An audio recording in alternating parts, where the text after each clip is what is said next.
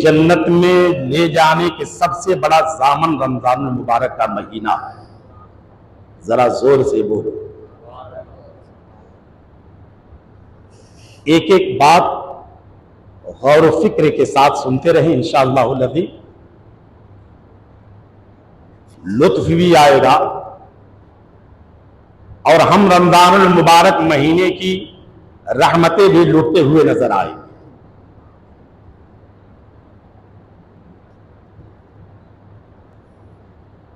हजरत अबू हुरैरा रज़ियल्लाहु ताला अन्हु से रिवायत है कि सरकार मदीना सल्लल्लाहु ताला अलैहि वसल्लम ने इरशाद फरमाया, बड़ी प्यारी हदीस, मुलाहिजा करें। मेरे आका फरमाते हैं कि उस आदमी के सामने मेरा नाम लिया जाए और वो मुझ पर दुरूद पाक न पढ़ता, उसकी नाक खाक आलूद हो। इसका मतलब यह हुआ कि वो ज़लील और रुसवा।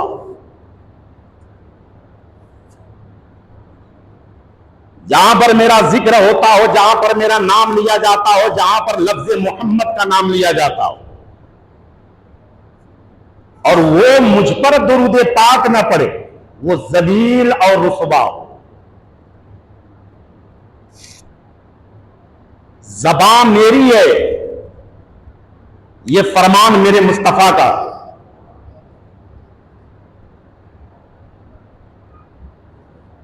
वो ज़लील और रुसवा हो, क्योंकि जहां पर लफ्ज़ मोहम्मद आ जाए, जो लोग अपने नबी पर दुरूद पाक ना पढ़े, इससे यह पता चलता है कि वह हासिदों में से है, वो बातिलों में से है, वो नबी के बुग़्ज़ो कीना रखने वाले में से है। गुलामाने मुस्तफ़ों का काम यह होता है कि जहां पर नबी का नाम आ जाए, वो झुमकर नबी पर दुरूद पाक पढ़ता है। ये सच्चे गुलामी की सबूत है,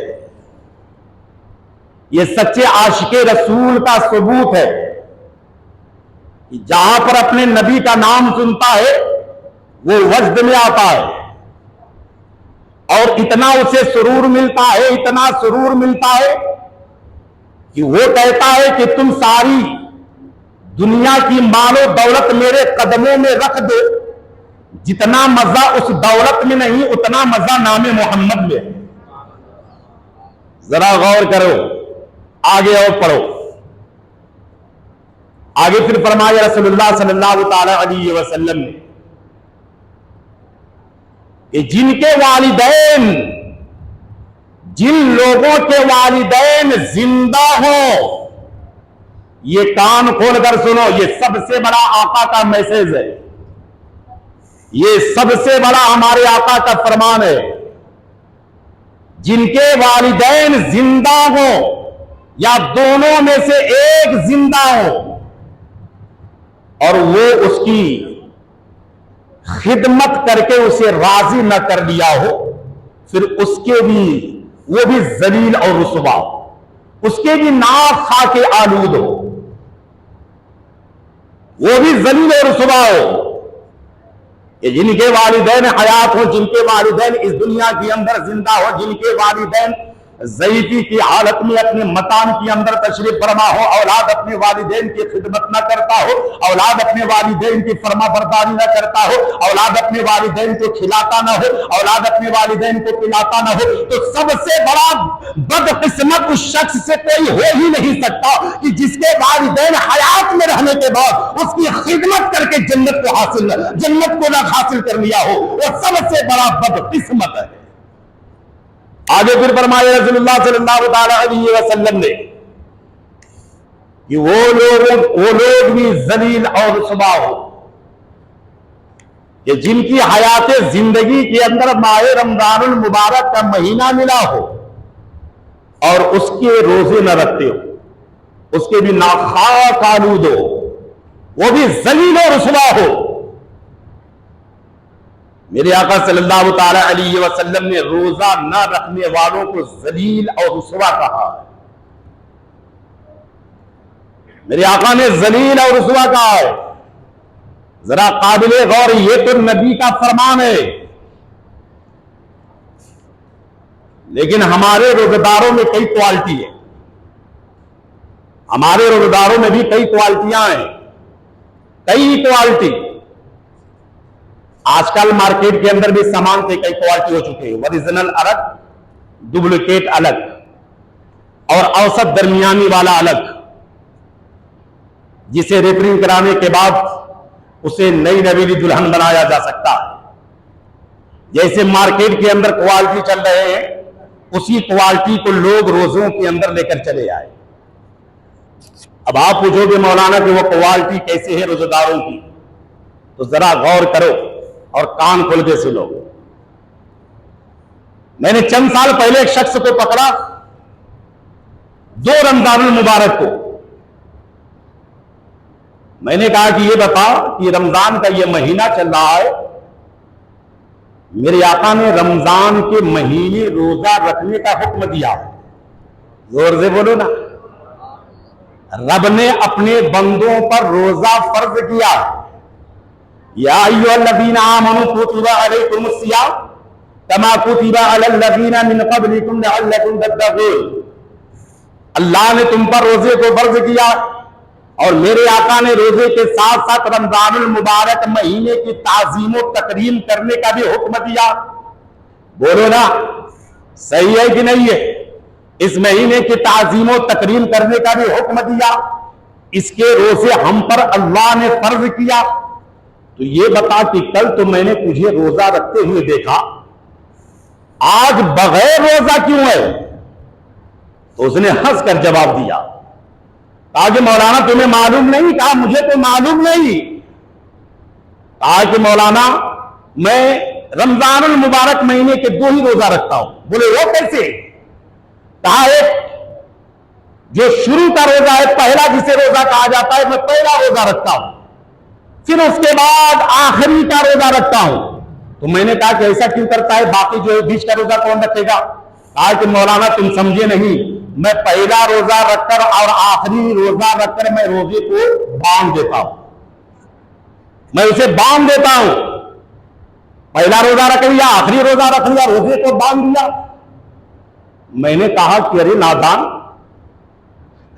रोजा क्या बांधने की चीज है? बोलो, रोजा बांधने की चीज है? अगर तू बांधने से मुराद लिया है तो सुन, रब तबारक व तआला, मेरे आका फरमाते हैं कि रब तबारक व तआला इस महीने के अंदर सरकशो जिन को कैद कर देता है, शैतानों को जंजीरों से बांध देता है, जकड़ देता है। इसके अंदर शैतान को अल्लाह बांध रहा है, जिनों को बांध रहा है, सरकश वाले जिनों को बांध रहा है। इसके अंदर तू रमजान को कैसे बांध दिया? वो सोचने पर मजबूर हो गया। मैंने कहा कि ये फर्स्ट टू क्वालिटी है जो रोजे को बांधने के लिए चला था। फिर मैंने एक और दूसरे शख्स को पकड़ा जो पूरी माह तक रोजे को नहीं रखा। जब 27 रोजे खत्म हो गए, 28वां रोजा जब मिला तो मैंने पूछा कि आज तुम क्या रोजे से हो? उसने कहा कि अल्हम्दुलिल्लाह मैं रोजे से हूं। कहा, मैंने पूछा कि ऐसे कैसे? तुमने पहला रोजा नहीं रखा, दूसरे नहीं रखा, तीसरे नहीं रखा, चौथे, पांचवें, पहला, 10वें, 15वें, 20वें रोजा नहीं रखा, ये 27वें, 28वें रोजे को रख रहा है। इसकी वजह क्या है? तो सुनो, ये दूसरा क्वालिटी क्या कहता है। दूसरा क्वालिटी ये कहता है कि मौलाना क्या तुम्हें मालूम नहीं, मैं 27 रोजे को नहीं रखता हूं, बल्कि 3 रोजे को रखकर 27 में शामिल कर देता हूं, तो मुकम्मल मेरे 30 हो जाते, मुकम्मल मेरे 30 हो गए। मैंने कहा कि वाह, ये तो बड़ा बेहतरीन फार्मूला है तेरा। एक पहला और आखिरी रोजे रखकर रोजे को बांध देता है, और दूसरा तेरा ये फार्मूला ये है कि 27 रोजों को छोड़कर आखिरी के 3 रोजे को रखता है, 27 में शामिल कर देता है, और कहता है कि मेरे 30 रोजे मुकम्मल हो गए। ऐसा भी हो सकता है क्या? जरा क्वालिटी को सुनते चले, ये रोजेदारों की क्वालिटी। कुछ ऐसे रोजेदार होते हैं, ये भी क्वालिटी के अंदर शामिल है कि रमजानुल मुबारक महीने से पहले हत्ता कट्टा है, तंदुरुस्त है, सही सलामत है, अल्लाह ने उसे सही सलामत भी रखा है, सही सलामत रखा है। हाथ तंदुरुस्त है, पांव तंदुरुस्त है, आंखें तंदुरुस्त है, समाज तंदुरुस्त है, दिमाग तंदुरुस्त है, बदन तंदुरुस्त है, बॉडी भी तंदुरुस्त है। और बॉडी तो बॉडी की ऐसी बॉडी कि बड़े बड़े बॉडी बिल्डर को उसके सामने खड़ा कर दिया जाए तो बड़े बड़े बॉडी बिल्डर भी उसके सामने फेल, इतना बड़ा बॉडी बिल्डर। लेकिन जैसे ही रमजान का चांद आसमान पर नजर आया उसी रात से वो बीमार। ये क्वालिटी के अंदर ये शामिल है, उसी रात से बीमार। तरावी पढ़कर बाहर निकले तो मीरा मिलने के बाद लोगों ने पूछा कि मियां क्या बात है कि नमाज तरावी पढ़ने के लिए नहीं आए? जवाब क्या देता है, क्या बताऊं मौलाना,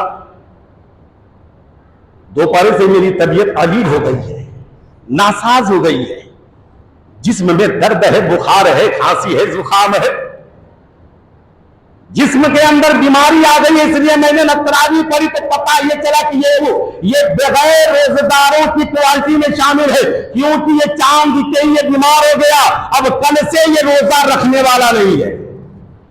ऐसे ही क्वालिटी वालों की तरह एक गांव भी पूरी तरीके से वही क्वालिटी के थे, पूरी वही क्वालिटी के।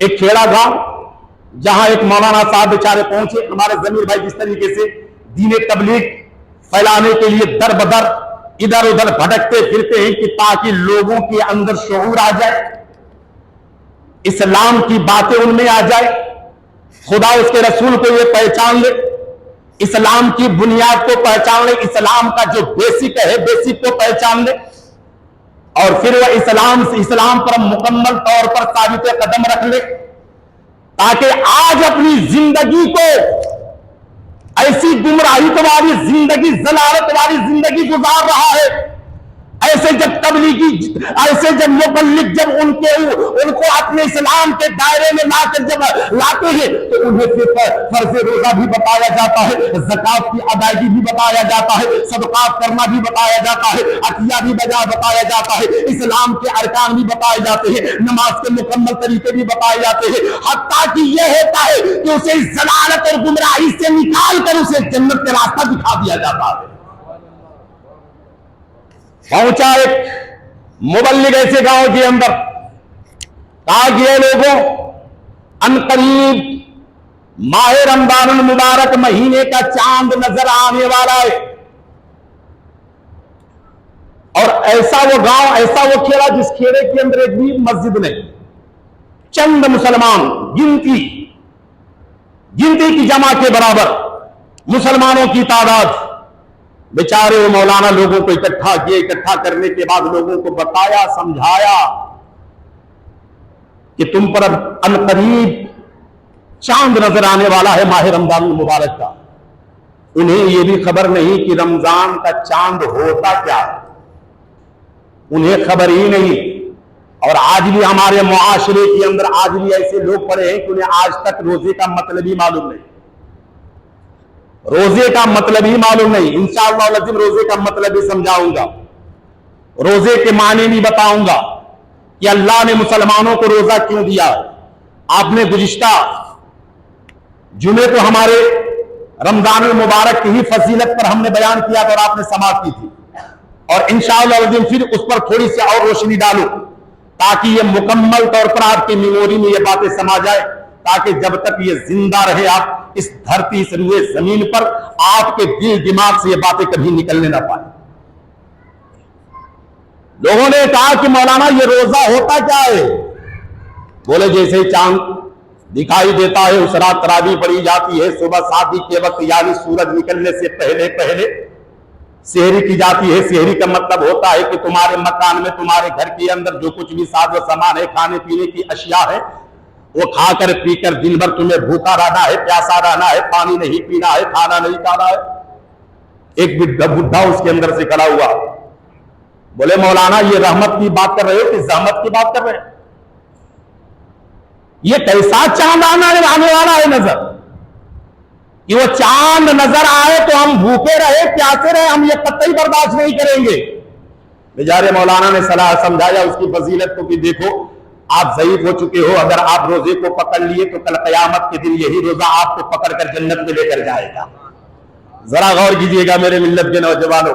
वो मौलाना कहते हैं कि सुनो, मैं अपनी आका की हदीसें बयान कर रहा हूं। मेरे आका फरमाते हैं कि कल कयामत के दिन अल्लाह तबारक व तआला रोजे को यह अख्तियार देगा कि रोजा हसीन शक्ल को अख्तियार करेगा, और हसीन शक्ल अख्तियार करने के बाद इधर महशर कायम रहेगा, नफ्सा नफ्सी का आलम रहेगा। हर लोग एक दूसरे से परेशान होंगे, बाप बेटे से भाग रहा होगा, माँ बेटी से भाग रही होगी, हर लोग परेशानियों में मुब्तला होंगे। मेरे आका फरमाते हैं उसी दरमियान हसीन सूरत वाला रोजा रब की बारगाह में आएगा, अपने सर को सजदे में डाल देगा। रब पूछेगा कि रोजा तू चाहता क्या है? रोजा कहेगा कि परवरदिगार आलम, मैं ये चाहता हूं कि जिसने दुनिया में मेरी ताज़ीम व तकरीम की है, जिसने रोजे को रखा है, आज मेरी शहादत पर उसे जन्नत अता कर दे, उसे जन्नत के अंदर जगह अता फरमा दे। रब ये रोजे को अख्तियार देगा, ताकत देगा, कहेगा कि हे रोजा, अहले महशर में घूम, जहां जहां रोजेदार है उनके हाथों को पकड़कर जन्नत में लेकर चला जा। अहले रोजा अहले महशर के अंदर घूमता हुआ नजर आएगा। अहले महशर के अंदर जहां जहां उसकी निगाह रोजेदारों पे पड़ेगी, एक एक रोजेदार के हाथों को पकड़ेगा, जन्नत की तरफ लेकर जाएगा, और एक एक करके जन्नत के अंदर लेकर चला जाएगा। अब रब पूछेगा कि हे रोजा, अब बता कि तेरी और क्या ख्वाहिश है, तेरी और क्या तमन्ना है? रब की बारगाह में रोजा कहेगा, ए परवरदिगार आलम, इन्हें जन्नत तूने अता कर दिया है, लेकिन जन्नत के साथ साथ मैं ये चाहता हूं कि ये जन्नत के अंदर इमाम अंबिया की कुर्बत भी हासिल हो जाए, नबी की मोहब्बत भी हासिल हो जाए, नबी के कुर्ब में, नबी की जबान में इन्हें जगह भी अता फरमा दिया जाए। मेरे आका फरमाते हैं कि रब तबारक व तआला अहले रोजा को हजारों हजार जन्नत देगा, और हजारों हजार जन्नत के अंदर हजारों हजार शहरें अता फरमाएगा, हजारों हजार शहरों के अंदर हजारों हजार तख्ते अता फरमाएगा, और ऐसे रोजेदारों के लिए हसीनो जमील हूरों को निकाह में देगा। मेरे आका फरमाते हैं कि जब अपने रोजेदारों को ऐसे मरातिब पर देखेगा, तब कहीं जाकर वो रब की बारगाह में खामोश होगा। जरा गौर करो, ये रोजेदारों को इनाम रब अता फरमा रहा है। अब सुनो, कहा बुड्ढा ठीक है, अगर आपने ये कहा है तो ठीक है, हम लोग रोजा रखेंगे। बेचारे इमाम साहब, मौलाना साहब तो चले गए समझाकर। इमाम का काम ही होता है समझाना, समझना न समझना ये आप पर बनता है, ये आपकी जिम्मेदारी है। चाहो तो बातों को पकड़ो, चाहो तो छोड़ दो, ये तुम्हारी मर्जी है। और उधर रब की मर्जी होगी, चाहे तो तुम्हें जन्नत में डाले, चाहे तो न डाले, उसकी मर्जी होगी। जरा गौर करो। बोले कि ईद उल फित्र की नमाज पढ़ाने के लिए मैं आऊंगा। बोले ठीक है। बेचारे मौलाना साहब तो चले गए। अब ये देहात वाले, खेड़े वाले आपस में इकट्ठे हुए बैठे और मीटिंग लिए, बड़े हाई क्वालिटी की मीटिंग, बड़ी हाई क्वालिटी की मीटिंग, ये क्वालिटी वाले मीटिंग हुई। मीटिंग के अंदर ये पास किया गया कि एक काम करो कि हमारे गांव के अंदर रमजान आने वाला है ना, हम अपने गांव में रमजान को आने ही नहीं देंगे। हम अपने गांव में रमजान को आने ही नहीं देंगे। और कुछ लोगों का भी यही मशवरा है कि हम रमजान को अपने घर में आने नहीं देंगे, ना हमारे घर में रमजान होगा, ना हम रोजा रखेंगे, ना सेहरी करेंगे, ना तरावी की नमाज पढ़ेंगे। मुसलमान नाम है, बस यही काफी है। हमें इस्लाम से कोई लेना देना नहीं, हमें अल्लाह के घर से कोई लेना देना नहीं, हमें नमाज तरावी से कोई लेना देना नहीं। अगर कोई हाफिजों की चंदा करने के लिए आएगा तो 2 टका दे देंगे, बात खत्म हो गई। हमारा भी नाम मुसलमानों में शामिल हो जाएगा। मुसलमान नाम है ना, बस है। आज भी लोगों का ये अकीदा ऐसा बना हुआ है, आज भी लोगों का अकीदा ऐसा बना हुआ है। वो गांव वाले गांव के अंदर रमजान को आने नहीं देना चाहते थे, और हम अपने घर के अंदर आज रमजान को आने नहीं देने। हम क्यों आने दे? आएंगे तो चूल्हा बंद हो जाएगा, पेट भूखा रहेगा, हलक प्यास की शिद्दत से जलता रहेगा। लेकिन यार कुर्बान जाओ और सलाम है उन माओं पर कि हालात कैसा भी क्यों ना हो, अगर गिनती, अगर काउंटडाउन किया जाए, मर्दमशुमारी किया जाए, तो कसम खुदा की मिंबर रसूल पर मैं ये गारंटी के साथ में बोलता हूं कि जितनी तकवा, जितनी इबादत औरतों के अंदर पाई जाती है, मर्दों के अंदर नहीं पाई जाती है। वो कोई भी रोजा हो, चाहे वो फर्ज रोजा हो, नफली रोजा हो, चाहे वो शाबान के 26-27 के रोजा हो या मुहर्रम हराम के 10 रोजे हो, वो बेचारी औरतें छोड़ती नहीं है, घर का काम काज करते हुए भी रोजे को रखती है। सही है कि नहीं है? काम काज करते हुए भी उन्होंने हमको अपने ऊपर लाजिम कर लिया है, बच्चों को खाना बनाना, बच्चों को खिलाना, बच्चों को पहनाना, शौहर की खिदमत करना, शौहर को खिलाना, शौहर को सुलाना, शौहर की हर खिदमत पर हमेशा तैयार रहना। उसके बावजूद भी औरतें रोजा रखती है। इसीलिए सुनो, मेरे आका सल्लल्लाहु ताला अलैहि वसल्लम ने क्या फरमाया था। मेरे आका सल्लल्लाहु ताला अलैहि वसल्लम फरमाते हैं कि जो औरतें अपने शौहर की खिदमत करती हैं इस माह रमजान मुबारक महीने के अंदर, कल क़यामत के दिन अल्लाह तबारक व तआला हजरत मरियम और हजरत आसिया के साथ उन्हें उठाएगा, उनके साथ में रखेगा। और यही तक नहीं, बल्कि मेरे आका फरमाते हैं कि कल क़यामत के दिन अल्लाह तबारक व तआला 70 हूरों की हुस्न को इस औरत के अंदर डाल देगा और ऐसी खूबसूरती उसकी चेहरे से झलकेगी कि 70 हूरों की हुस्न पर उसका हुस्न जो है गालिब हो जाएगा। जरा गौर करो, इसीलिए तो अल्लाह ने उन्हें इनाम भी दे रहा है, उन्हें इकराम भी दे रहा है, उनको खुशखबरी भी दे रहा है। और करो मेरे मिल्लत के नौजवानों, अब इसीलिए तो मैं कहता हूं कि जब वो लोग रमजान को गांव में आने नहीं दिए, तो लोगों ने जब आपस में मीटिंग कर लिया कि रमजान को आने नहीं देंगे, दूसरे दिन जिस दिन चांद नजर आने वाला था, सब हाथ में लट लेकर, डंडे लेकर एक चौरास्ते पर खड़े हो गए। बोले कि ये चौरास्ता ऐसा चौरास्ता है ये गांव का कि जिसको जिधर जाना होता है वो इसी रास्ते से होकर इस गांव के अंदर दाखिल होता है। अगर रमजान भी आएगा तो इसी रास्ते से ही आएगा, और जब इस रास्ते से आएगा तो रमजान को यही चौरास्ते पर रोक देंगे, गांव में दाखिल होने नहीं देंगे। जो होगा सो देखा जाएगा। पूरे गांव के लोग, जवान बूढ़े बच्चे, सब एक चीज मैं और आपको बताऊं, जो बड़े करते हैं वही अक्सर बच्चे भी किया करते हैं। इसे नोट करो, जो बड़े करेंगे वही बच्चे भी करेंगे।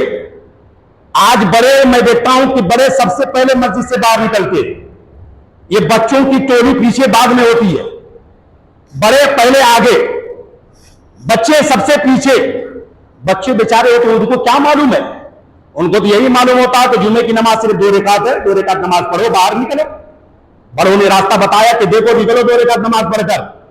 14 रकात नमाज पढ़ने की जरूरत नहीं है, सिर्फ 2 रकात नमाज पढ़ो, बाहर निकलो।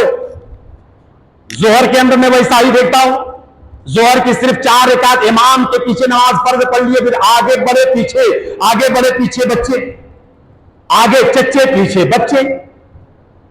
असर के अंदर वही हाल, मगरिब के अंदर वही हाल, ईशा के अंदर वही हाल, हर नमाजों का वही आलम है।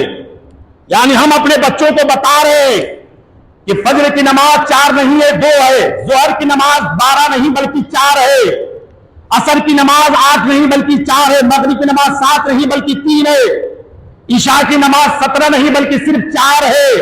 हाँ, ये हम अपने बच्चों को हम सिखा रहे हैं, जैसा बड़े करेंगे वैसा ही तो बच्चे करेंगे।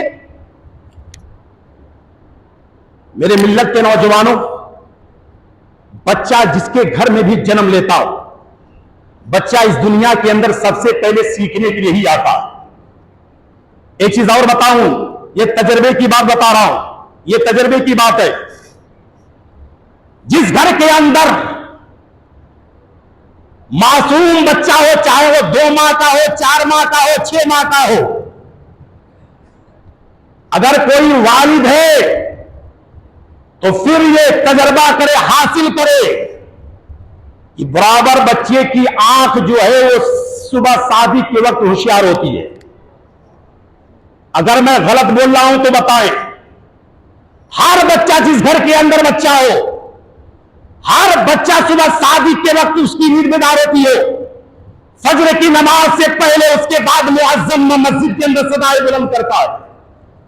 बच्चा जैसे जैसे बड़ा होता है, जब अपने माँ बाप को देखता है कि मेरी माँ 8 बजे सोकर उठती है, मेरा बाप भी 9 बजे सोकर उठता है, तो मैं इतनी जल्दी उठकर मैं ये बेवकूफी का काम कर रहा हूं, मुझे भी 8 बजे उठना चाहिए, मुझे भी 9 बजे उठना चाहिए। तुम जिस माहौल में अपने बच्चों को ढालोगे, उसी माहौल के अंदर तुम्हारा बच्चा भी ढलेगा। कसम खुदा की, अगर उसके दिल के अंदर सीरत मुस्तफा को पैदा करोगे, उसके अंदर सीरत मुस्तफा पैदा होगा। अगर उसके अंदर इश्क मुस्तफा को पैदा करोगे, इश्क मुस्तफा पैदा होगा। अगर उसके अंदर नमाज की मोहब्बत को पैदा करोगे, तो कसम खुदा की कल वो नमाजी होगा, कल वो नमाजी होगा। लेकिन हम क्या कर रहे हैं, अपने बच्चों को हम बता रहे हैं कि हम आगे तुम पीछे, हम आगे जाएं तुम मेरे पीछे आओ। ये आज का हाल ये है। कल क़यामत के दिन भी वही होगा कि हम आगे जहन्नम में जाएंगे, तुम मेरे पीछे जहन्नम में आओ, तुम मेरे पीछे आओ। बहरहाल सारे गांव वाले बच्चे बूढ़े जवान चौरास्ते पर खड़े हो गए। हर आने वाले शख्स से पूछ रहे हैं कि तुम्हारा नाम क्या है। हर आने वाले शख्स से पूछ रहे हैं तुम्हारा नाम क्या है। वो नाम बता रहा है, बेचारा जा रहा है। एक ऐसा सलातो सुन्नत का पाबंद जो सर पे अमामा है, चेहरे पे सुन्नते रसूल है, इस्लामी लिबास है, घोड़े पे सवार है, आया, लोगों ने फौरन घोड़े को पकड़ा, पूछा जनाब बताओ कि तुम्हारा नाम क्या है। बोले कि मेरा नाम रमजान है। आई आफत, उसमें से एक बुड्ढा हट्टा कट्टा तंदुरुस्त निकल कर बाहर आता है, कहता है कि बस रमजान मिल गया, जिसके बारे में मौलाना ने बताकर गया था कि गांव में जैसे ही दाखिल होगा हमें भूखे और प्यासे रहना पड़ेगा। अब ये मिल गया, ये रमजान, इसे जाने ना दो। अगर ये चला गया तो कल से हम सबको भूखा और प्यासा रहना पड़ेगा। बेचारे न रमजान नाम रखकर भी उसने गुनाह का काम किया। लाठी और डंडों से उसके ऊपर बरसात कर दिए, मारने लगे, बेतहाशा मारने लगे। बेचारा वो शख्स चिल्लाता रहा, चीखता रहा, पहले ये तो बताओ कि मुझे मार क्यों रहे हो, उसकी वजह तो बताओ। बोले बताने की जरूरत नहीं, नाम रमजान है बस काफी है। मौलाना ने हमें पहले ही बता दिया है कि रमजान नाम आएगा, आ गया तेरा नाम ही रमजान काफी है, तुझे हम गांव में दाखिल नहीं होने देंगे, यहां से फौरन चला जा। अगर गांव में दाखिल होने की जरूरत किया, कोशिश किया, तो हम तुझे जान से मार देंगे। अब बेचारे को उसको बड़े अहम काम से जाना था कहीं, अब उसको पलटना पड़ा कि ये जाहिल, ये गंवार, ये गांव वाले सही में ये हमारी जान ले लेंगे। इन्हें ये समझ में आया कि जो आसमान पे चांद तुलू होता है वो चांद हमें समझ रहे हैं, हमें रमजान समझ रहे हैं कि हम रमजान बनकर इनके गांव के अंदर आए। बेचारे वो चला गया वहां से वापस लौटकर। 1 माह मुकम्मल हो गए, ईद उल फित्र का शव्वाल का चांद भी नजर आ गया। बेचारे मौलाना साहब बड़े खुशी के साथ ईद उल फित्र की नमाज पढ़ाने के लिए गांव में पहुंचे कि बेचारे गांव वाले 1 महीने तक रोजा रखे होंगे, क्योंकि मेरी बातों को समझ गए थे। 1 महीने तक रोजा रखे होंगे, अल्लाह की इबादत किए होंगे, अल्लाह की बंदगी किए होंगे, उसकी रियाजत किए होंगे। चलो चलकर ईद उल फित्र की नमाज पढ़ा दिया जाए ताकि उन्हें भी इस खुशियों में शामिल कर लिया जाए, उन्हें भी ईद उल फित्र की सवाब नमाज ईद उल फित्र अदा करके अल्लाह तबारक व तआला उन्हें भी अता फरमा दे। जब बेचारे मौलाना साहब गांव के अंदर पहुंचे, फिर लोगों को इकट्ठा किया। बोले क्या है मौलाना साहब, कैसे आना हुआ? बोले अरे आज ईद का दिन है और आप लोग पूछ रहे हैं कि किस लिए आए हो? क्या आप लोगों ने गुस्ल नहीं किया, नई लिबास नहीं पहने, आंखों में सुरमा नहीं लगाया, जिस्म में अतर नहीं लगाया? बोले काय की अतर और काय का नया लिबास? हम लोग मिलकर रमजान को गांव में आने ही नहीं दिए। आने देते तो शव्वाल की नमाज हम पढ़ते। हम कहां आने दिए रमजान को? बेचारे मौलाना अपने हाथ को सर पे रखे बोले कि अरे नादान किए क्या, ये तो बताओ। बोले रमजान गांव में आ रहा था, वो भी घोड़े पर बैठकर। कहीं गाड़ी उड़ी होता तो फौरन निकल गया, तो घोड़े पर बैठकर आ रहा था।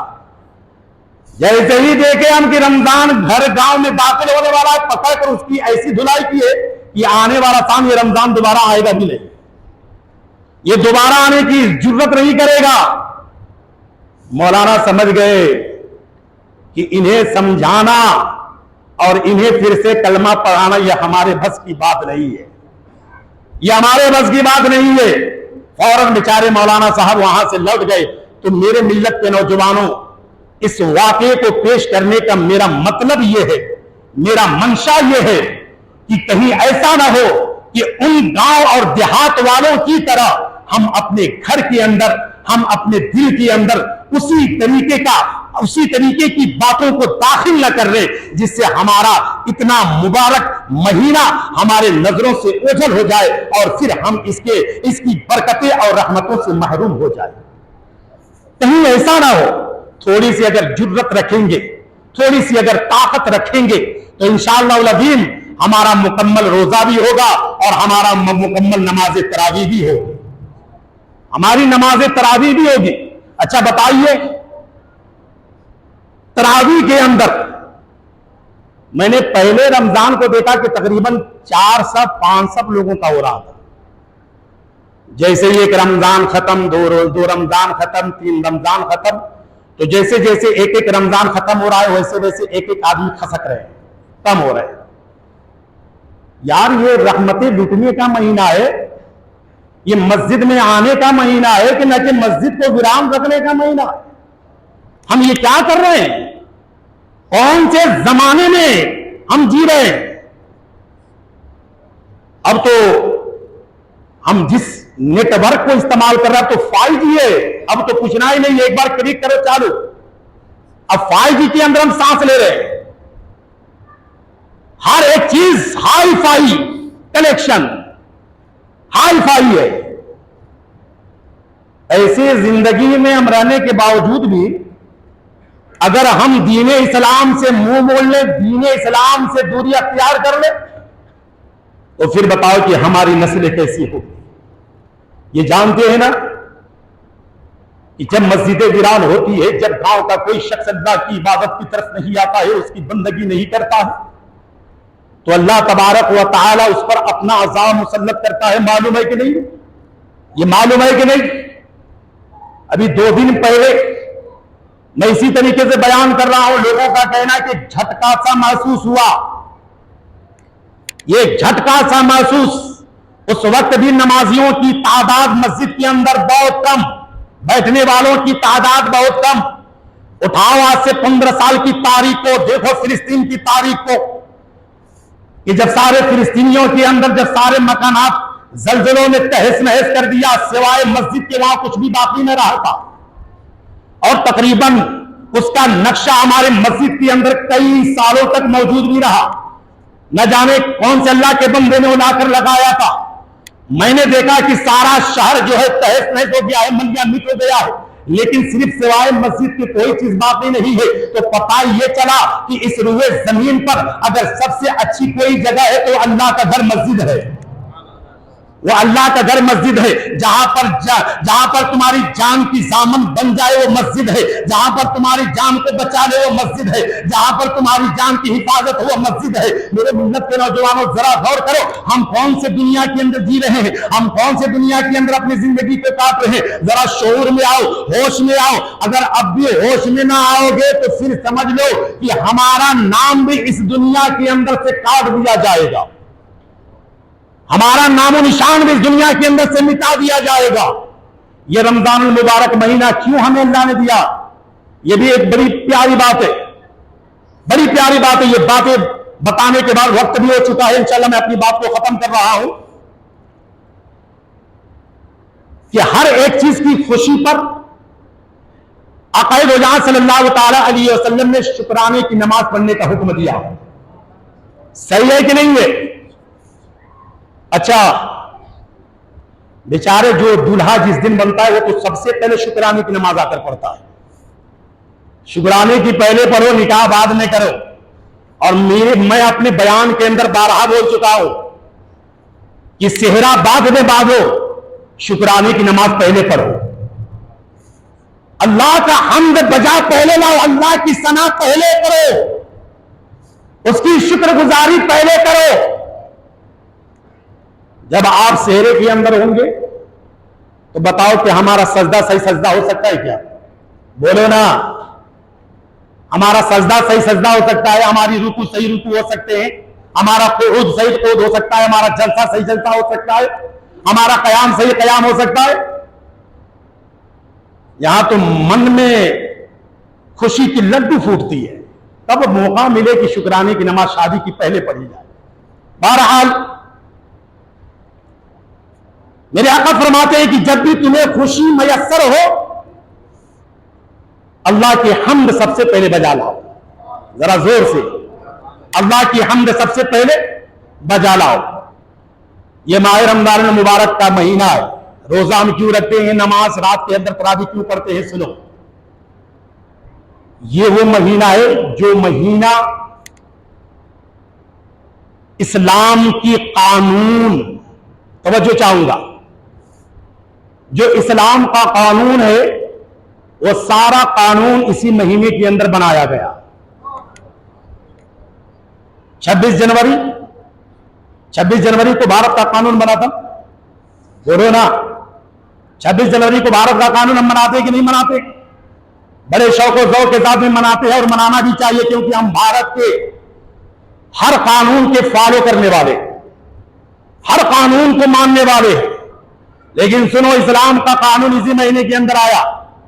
सबसे पहले सुनो, अल्लाह तबारक व तआला ने हजरत इब्राहिम अलैहिस्सलाम पर सहीफे इसी महीने के अंदर नाजिल फरमाए। जरा जोर से बोलो ना। हजरत मूसा अलैहिस्सलाम पर तौरात इसी महीने के अंदर उतारा गया। ज़बूर हजरत दाऊद अलैहिस्सलाम के ऊपर इसी महीने के अंदर उतारा गया।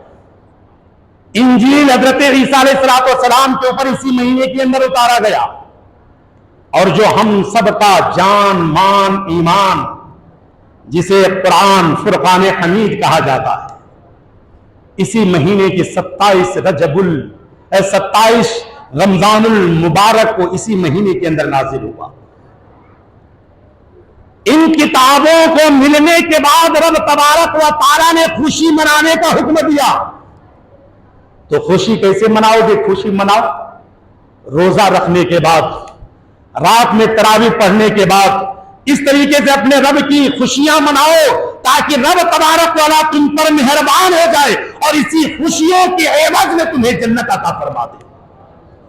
ये सबसे बड़ी खुशी, ये सबसे बड़ा इनाम इकराम जो रब तबारक व तआला ने इस महीने के अंदर दिया है वह कुरान मजीद है।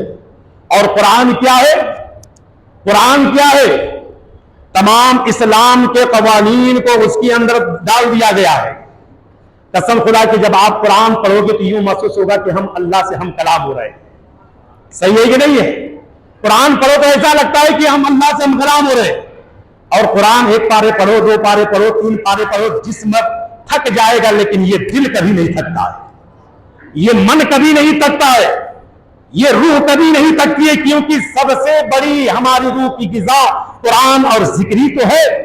अला बिज़िक्रिल्लाहि तत्मइनुल क़ुलूब। तुम जिक्र करते रहो, कुरान पढ़ते रहो, कुरान तुम पढ़ोगे, रब तबारक व तआला रहमतें अपनी तुम पर निछावर करेगा। जिक्र तुम करोगे, अल्लाह तबारक व तआला ज़ाकिरीनों के नाम तुम्हारा नाम लेगा। कसम खुदा की, तुम इस दुनिया के अंदर अल्लाह का जिक्र करोगे तो रब तुम्हारा फरिश्तों के अंदर जिक्र करता हुआ नजर आएगा। इसलिए रमजान की अहमियत को समझो, रमजान की बरकत को समझो, रमजान को यूं ऐसा वैसा ना समझो, बल्कि ये रमजान तुम्हें दुनिया में भी काम आएगा और आखिरत के अंदर भी ये रमजान काम आएगा। आखिर दवाना अल्हम्दुलिल्लाहि रब्बिल आलमीन। जो हज़रात सुन्नत नहीं पढ़े वह सुन्नत पढ़ लें। इसी तरह से देखते रहे, चैनल को सब्सक्राइब करें और बारे का वीडियो मिलता है।